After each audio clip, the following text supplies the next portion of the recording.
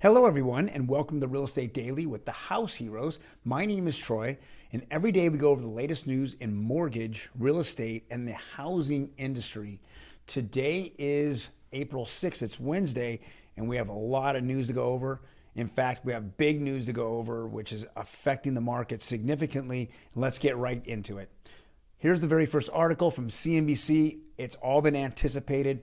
3 weeks ago, we had the Fed met, went over, they raised rates by 25 basis points. But now we're reading their minutes. Their minutes come out about 3 weeks after they meet, and this is why the markets reacted. Here is the headline here on CNBC. It says, Fed officials plan to shrink the balance sheet by $95 billion a month, meeting minutes indicate. So this is fairly shocking. We've known that it's going to happen, but they really haven't talked about it. So there's two different things that the Fed is dealing with. One is interest rates and how much basis points they're moving up. But the second is what they've purchased over and they've infused into the economy over the last, 3 years. You know, all that money, now they're trying to sell it off. So they're selling off their securities, they're selling all their holdings off. And so they don't want to hold anything. So they said on a monthly basis, they want to shrink their balance sheet, which is about $3+ trillion, by $95 billion every single month. Now, how does that break out? It's about $50 million in treasuries, $60 million in treasuries, and $35 billion in mortgage-backed securities. That is a lot. So they're selling it off to major hedge funds, and those hedge funds are now taking on more and more responsibility and risk. When they do that, they push up rates, and that's exactly what is happening. That's why the markets today have taken a really big hit, is because of these Fed meetings, so that's what we're running into here. Next article is also CNBC, and it's kind of just coordinating with what we're seeing is that total mortgage demand plummets 41% year over year amid rising rates. Now, I would argue it's actually more than that because we're pretty much completely out of the refi business. If we were going to go refi, anyone that's going to refi right now, very few people have rates over 5%. So there's really no refi there. Cash out refis, a lot of people are going to raise their rates significantly if they pull cash out. That's only an emergency, but those are also very, very tough and I don't see that happening as well. Now, we did talk, last couple of days about adjustable rates, but they still haven't come into the market yet. The market's changing so fast that a lot of mortgage companies are slow to get the programs back out there that once were their bread and butter. Next article, CNBC again, developers are turning to master plan communities to solve the housing affordability crisis. Well, what that means is that you're building houses on top of houses.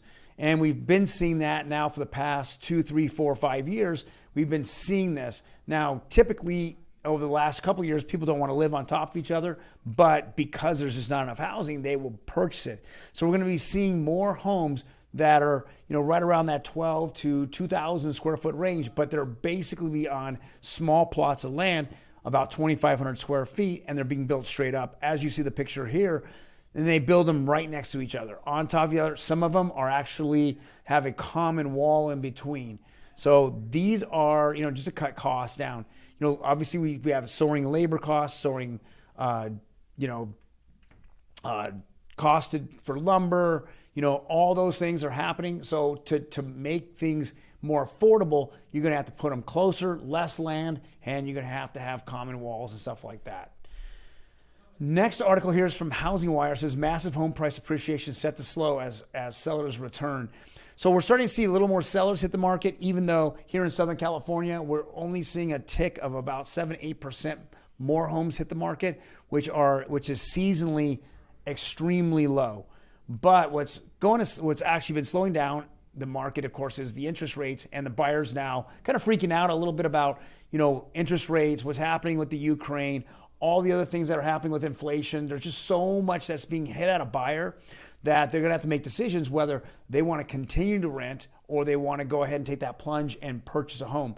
We always say, rents is adjustable, was only been going up, but a home, if you get a 30-year fix, then that locks in your rate and your monthly payment every month.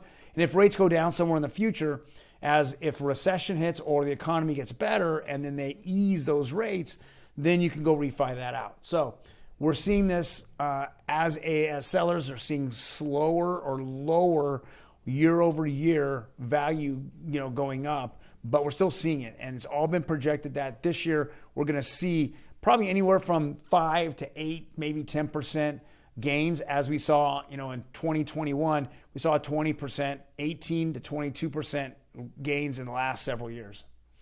And last but not least, a very interesting, update on interest rates. This is again from Optima Blue. It's part of Black Knight.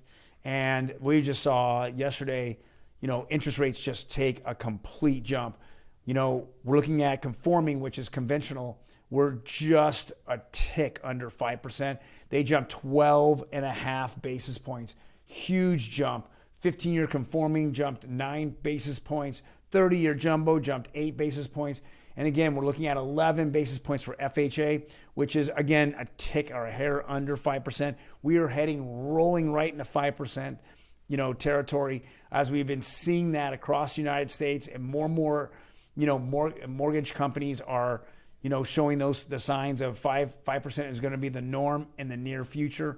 The only way that we're going to see lower interest rates in the future is if we go to recession, which is worse, or we come out of it and inflation becomes controlled, and then we'll see more normalized market, and then we can see more normalized interest rates, like about 4%, right in that range, 3.5 to 4%.